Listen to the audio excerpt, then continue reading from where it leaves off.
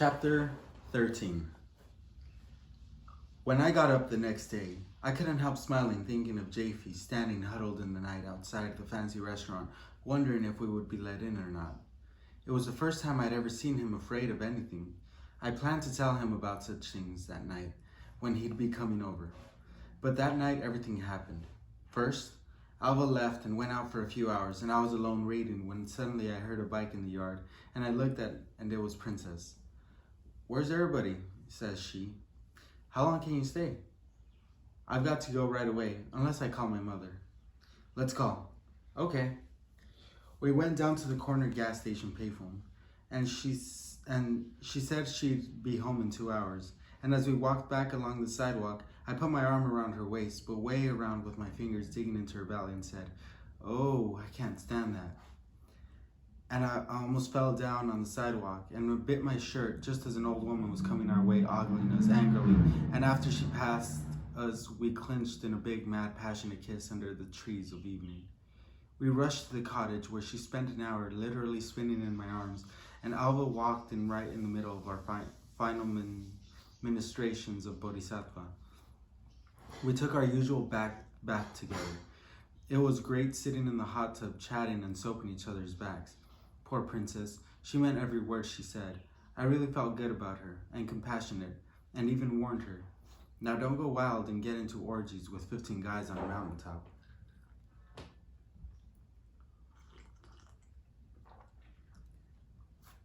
Jaffe came after she left, and then Coughlin came, and suddenly we had wine. A mad party began in the cottage.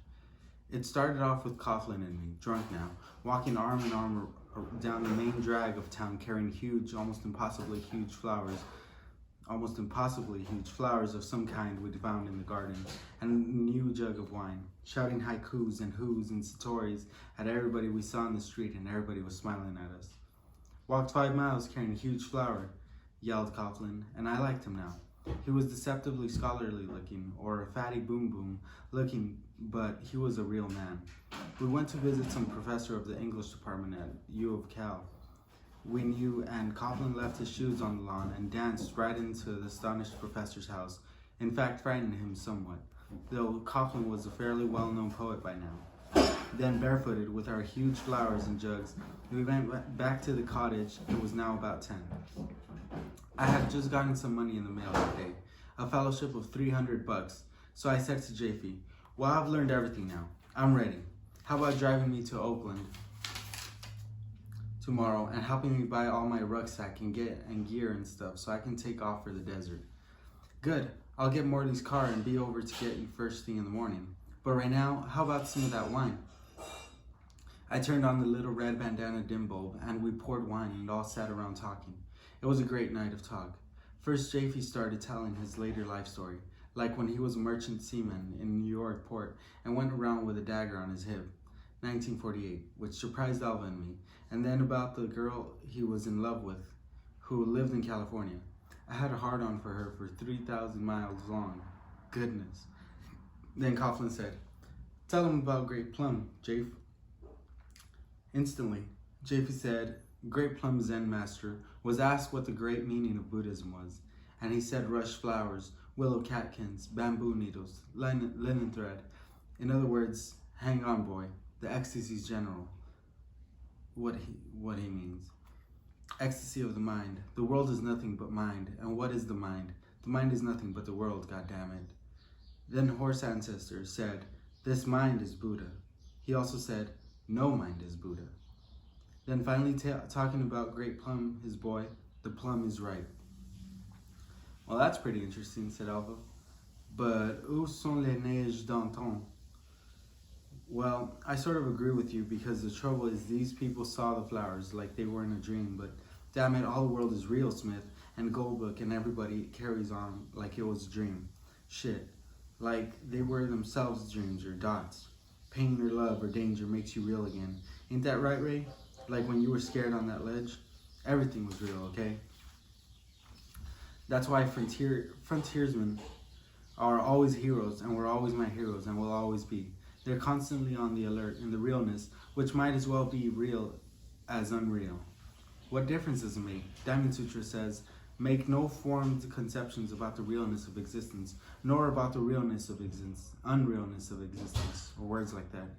Handcuffs will get soft and billy clubs will topple over. Let's go on being free now, anyhow.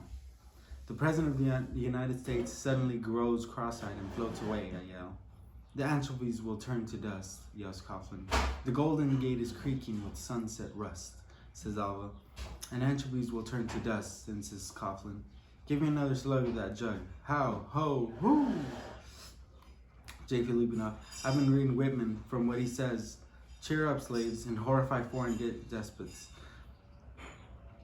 He means that's the attitude for the bard, the Zen lunacy bard of old desert paths. See, the whole thing is a world full of rucksack wanderers, Dharma bums, refusing to subscribe to the general demand that they consume production and therefore have to work for the privilege of consuming. All that crap they didn't really want anyway, such as refrigerators, TV sets, cars, at least new fancy cars, certain hair oils and deodorants, and general junk you finally always see a week later in the garbage anyway. All of them imprisoned in a system of work, produce, consume, work, produce, consume. I see a vision of a great rucksack revolution, thousands or even millions of young Americans wandering around with rucksacks, going up to mountains to pray, making children laugh and old men glad, making young girls happy and old girls happier. All of them Zen lunatics who go about writing poems that happen to appear in their heads for no reason, and also by being kind, and also by strange, unexpected acts, keep giving visions of eternal freedom to everybody and to all living creatures. That's what I like about you, Goldbuck and Smith. You two guys from the East Coast, which I thought was dead. We thought the West Coast was dead. You really brought a fresh wind around here. Why do you realize the Jurassic pure granite of Sierra Nevada with the straggling high conifers of the last ice age and lakes we just saw is one of the greatest expressions on this earth? Just think how truly great and wise America will be with all this energy and exuberance and space focused into the Dharma. Oh, well, Alva. Balls on that old tired Dharma.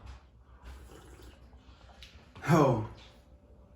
What we need is a floating zendo, where an old bodhisattva can wander from place to place and always be sure to find a spot to sleep in among friends and cook up mush.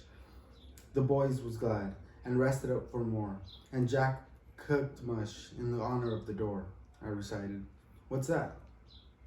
That's a poem I wrote. The boys were sitting in the grove of trees, listening to Buddy explain the keys. Boys, says he, the Dharma is a door, let's see. Boys, I say the keys, cause there's lots of keys, but only one door, one hive for the bees. So listen to me, and I'll try to tell all, as I heard it long ago, in the Pure Land Hall. For you good boys, with wine-soaked teeth, that can't understand these words on a heath, I'll make it simpler, like a bottle of wine and good wood fire under stars divine.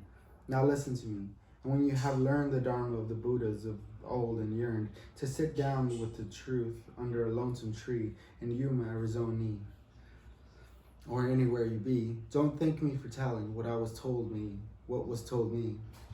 This is the wheel I'm a turning, this is the reason I be. Mind is the maker, for no reason at all, for all this creation created to fall. But that's too pessimistic and like dream gucky, says Alva, though the rhyme is pure like Melville. Well, we'll have a floating zendo for Buddy's wine-soaked boys to come and lay up and learn to drink tea like Ray did. Learn to meditate like you should, Alva. And I'll be a head monk of a zendo with a big jar full of crickets. Crickets? Yes, sir. That's what. A series of monasteries for fellows to go and monastrate and meditate in. We can have groups of shacks up in the Sierras or the high Cascades or even races down in Mexico, and have big wild gangs of pure holy men getting together to drink and talk and pray. Think of the waves of salvation can flow out of nights like that. And finally have women, too, wives, small huts, and religious families like the old days of the Puritans.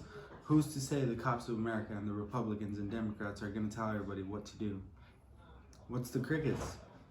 A big jar full of crickets. Give me another drink, Coughlin. But 1/10 of an inch long with huge white antenna and a hatch on myself. little sentient beings in a bottle that sing real good when they grow up. I want to swim in rivers and drink goat milk and talk with priests and just read Chinese books and amble around the valleys talking to farmers and their children. We've got to have mind collecting weeks in our zendos, where your mind tries to fly off like a tinker toy, and like a good soldier you put it back together with your eyes closed, except of course the whole thing is wrong. Do you hear my latest poem, Goldwood? No, what? Mother of children, sister, daughter of sick old man, virgin, your blouse is torn, hungry and bare-legged, I'm hungry too. Take these poems. Fine, fine. I want a bicycle in a hot afternoon heat, wear Pakistan leather sandals, shout in high voice at Zen monk buddies, standing in thin hemp summer robes and stubble heads, want to live in a gold pavilion temples, drink beer, say goodbye, go Yokohama, Big Buzz Asia, port full of vassals and vessels, hope work around, come back, go to Japan, come back to USA, read Hakuin, grit my teeth, and discipline myself all the time while getting nowhere and thereby learn that my body and everything gets tired and ill and droopy, and so find out all about the Hakuyu. Who's Hakuyu? His name meant white obscurity. His name meant he who lived in the hills back of the northern white water, where I'm gonna go hiking. By God, it must be full of steep piney gorges and bamboo valleys and little cliffs. I'll go with you. I want to read about Hakuin, who went to see this old man who lived in a cave, slept with deer and ate chestnuts, and the old man told him to quit meditating and quit thinking about koans, as Ray says, and instead learn how to go to sleep and wake up. Said, when you go to sleep, you should put your legs together and take deep breaths and then concentrate your mind on the spot 1.5 inches below your navel until you feel it like a ball of power, and then start breathing from your heels clear up and concentrate, saying to yourself that the center just here is Amita's Pure Land, the center of the mind. And when you wake up, you should start by consciously breathing and stretching a little and thinking the same thoughts. See, the rest of the time.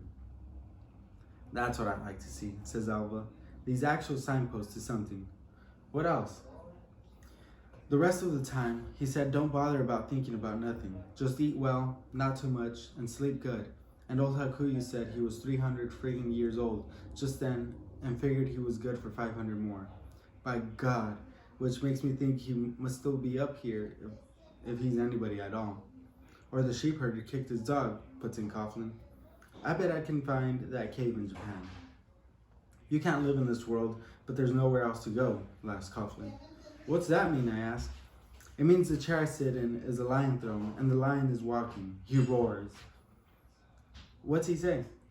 Says, Rahula, Rahula, face of glory, universe chawed and swallowed. Ah, balls, I yell. I'm going to Marin County in a few weeks, said JV.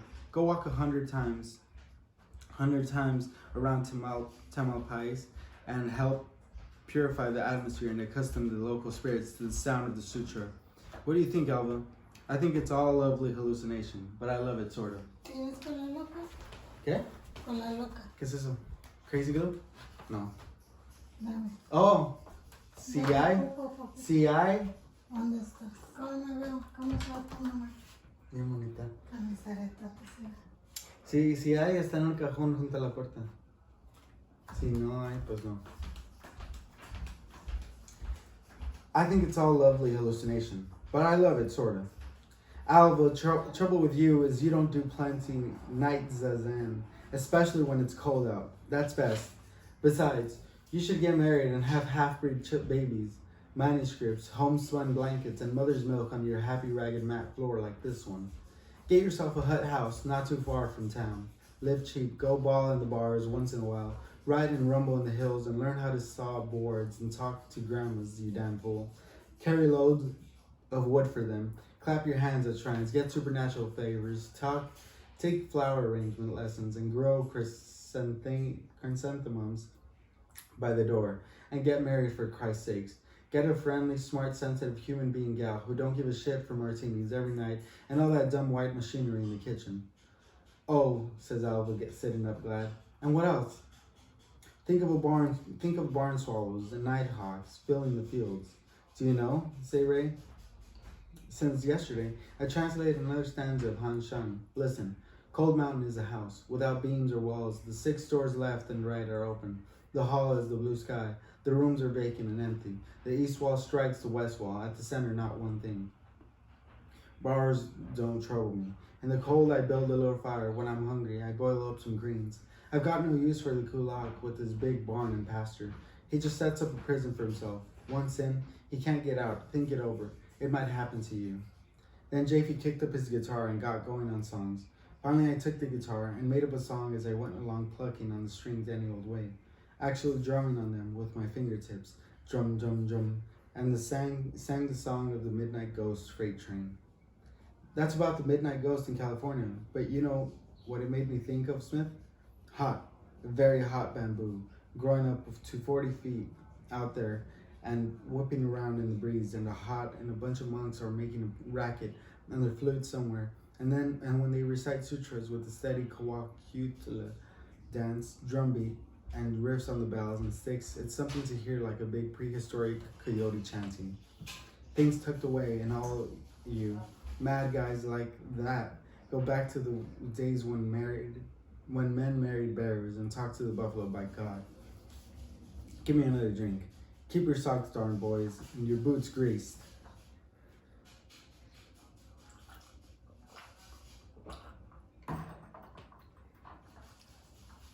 But as though that wasn't enough, Coughlin says quite calmly, cross-legged, sharpen your pencils, straighten your ties, shine your shoes and button your flies, brush your teeth, comb your hair, sweep the floor, eat blueberry pies, open your eyes. Eat blueberry spice is good, says Alva, fingering his lips seriously. Remembering all the while that I have tried very hard, but the rhododendron tree is only half enlightened, and ants and bees are communists, and trolley cars are bored, and little Japanese boys in the F train sing Inky Dinky Parley-Voo, I yell. And the mountains live in total ignorance, so I don't give up. Take off your shoes and put them in your pocket. Now I've answered all your questions. Too bad. Give me a drink. Mauvais sujet. Don't step on the ball sucker, I yell, drunk. Try to do it without stepping on the aardvark, says Coughlin. Don't be a sucker all your life. Dummy up, you dope. Do you see what I mean? My line is fed. I sleep at his side. Oh, says Alva, I wish I could take all this down. And I was amazed, pretty amazed by the fast, wonderful yak darts in my sleeping brain. We all got dizzy and drunk. It was a mad night. It ended up with Coughlin and me wrestling and making holes in the wall and almost knocking the little cottage down. Alva was pretty mad the next day. During the wrestling match, I practically broke poor Coughlin's leg myself. I got a bad splinter of wood stuck in an inch up into my skin and didn't come out till almost a year later. Meanwhile, at some point, Morley appeared in the doorway like a ghost carrying 2 quarts of yogurt and wanting to know if we wanted some. Jaffe left at about 2 a.m., saying he'd come back and get me in the morning for our big day outfitting me with a full pack. Everything was fine with the Zen lunatics. The nut wagon was too far away to hear us, but there was a wisdom in it all, as you'll see if you take a walk some night on the suburban street and pass house after house on both sides of the street, each with the lamplight of the living room, shining golden, and inside the little blue square of the television, each living family riveting its attention on probably one show. Nobody talking, silence in the yards, dogs barking at you because you pass on human feet instead of on wheels. You'll see what I mean when it begins to appear like everybody in the world is going to be thinking the same way, and the Zen lunatics have long joined dust, laughter in their dust lips, on their dust lips. Only one thing I'll say for the people watching television, the millions and millions of the one eye. They're not hurting anyone while they're sitting in front of that eye. But neither was Jaffe. I see him in future years stalking along with full rucksack in suburban streets, passing the blue television windows of home. Alone, his thoughts, the only thoughts not electrified to the master switch. As for me, maybe the answer was in my little buddy poem that kept on. Who played this cruel joke on bloke after bloke, packing like a rat after the desert flat? Asked Montana Slim, gesturing to him, the buddy of the man in this line's den. Was it God got mad, like the Indian cat, who was only a giver, crooked like the river, Gave you a garden, let it all harden. Bye! Then comes the flood and the loss of your blood. Pray tell us, good buddy, and don't make it muddy. Who played this trick on Harry and Dick? And why is so mean, this eternal scene? Just what's the point of this whole joint? I thought maybe I could find out at last from these Dharma bums.